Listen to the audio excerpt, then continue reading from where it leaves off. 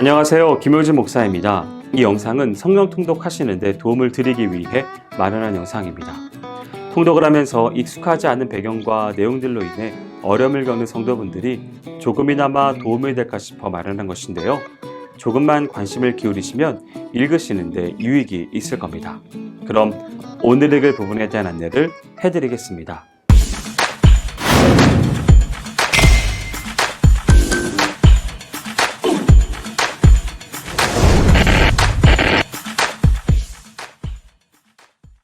오늘 읽을 본문은 요한복음 5장입니다. 5장은 예수님에 대한 유대인의 배척이 고조되기 시작한 때 일어난 사건들이 열거되어 있습니다. 1절에서 9절은 예수님께서 예루살렘의 베데스다 연못가에 누워있던 38년 된 병자를 고쳐주신 사건을 소개합니다. 이는 본서에 기록된 7대 표적 가운데 세 번째 표적으로 예수님이 인간의 생로병사를 주관하시는 생명의 주이시자 동시에 권능의 주이심을 드러낸 사건입니다. 그런데 이 사건이 행해진 날은 안식일이었습니다. 따라서 이 사건은 유대인들로부터 극심한 반감을 초래하게 되지만 안식일에 병자를 고치신 것은 자신이 안식일의 주인이시라는 사실을 강조하기 위한 것입니다. 10절에서 18절은 안식일에 38년 된 병자를 고치신 압달락의 사건이 계기가 되어 예수님께서 유대인들과 논쟁을 벌이시는 내용을 다루고 있습니다. 유대인들은 38년 동안이나 중병으로 신음하던 사람이 드디어 참된 안식을 누리게 된 사실에 대해서는 무관심했으며 다만 안식일의 율법을 위반하고 병자를 고쳤다는 이유로 예수님께 항의하며 분노했습니다. 하지만 이와 같은 유대인들의 태도는 율법의 근본 정신을 망각한 채 형식주의와 의식주의에 철저히 물들어버린 유대 종교를 맹종한 결과였습니다.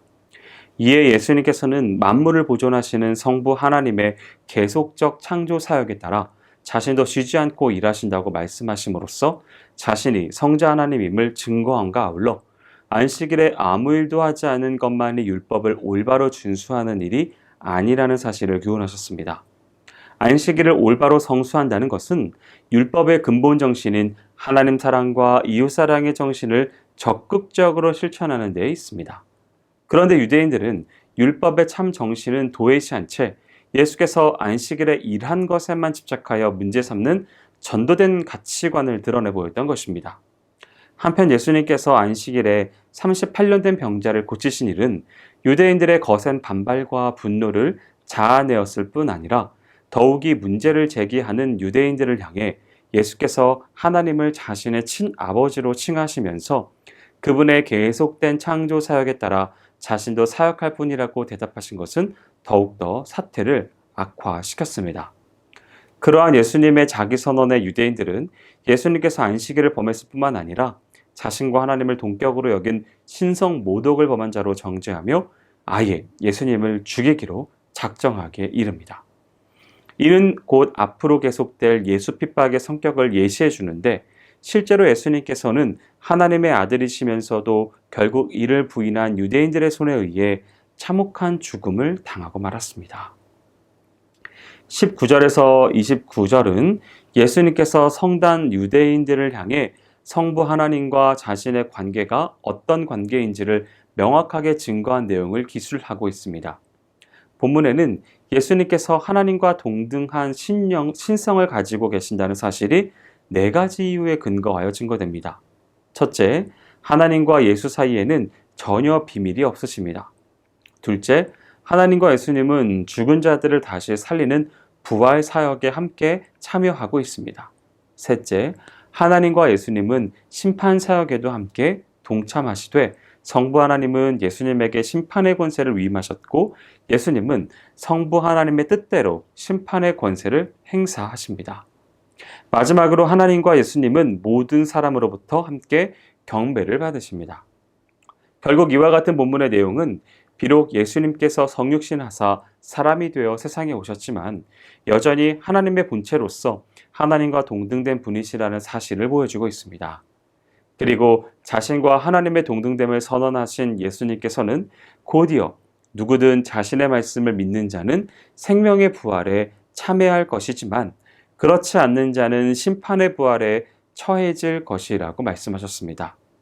이는 곧 아무리 하나님의 택한 백성으로 자처하는 유대인들이라 할지라도 성부 하나님께로부터 최후 심판의 권세를 위임받은 예수 그리스도를 믿지 않고서는 결코 구원과 영생의 축복을 누릴 수 없다는 경고입니다.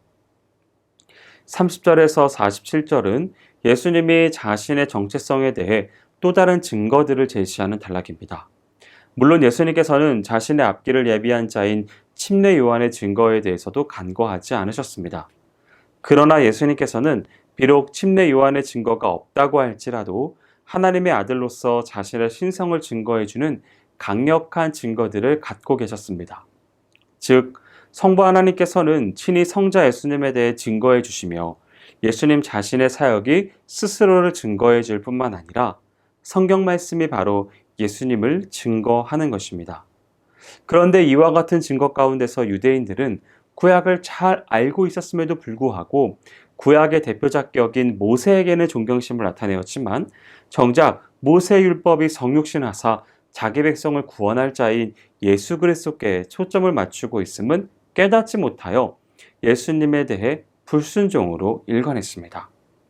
따라서 예수님께서는 유대인들의 그릇된 신앙 행태를 책망하시면서 그들이 존경하는 모세가 도리어 하나님께 그들을 고소하게 될 것이라고 경고하셨습니다. 여기까지 요한복음 5장을 성경 통독하실 때 도움이 될 만한 내용을 전해드렸습니다.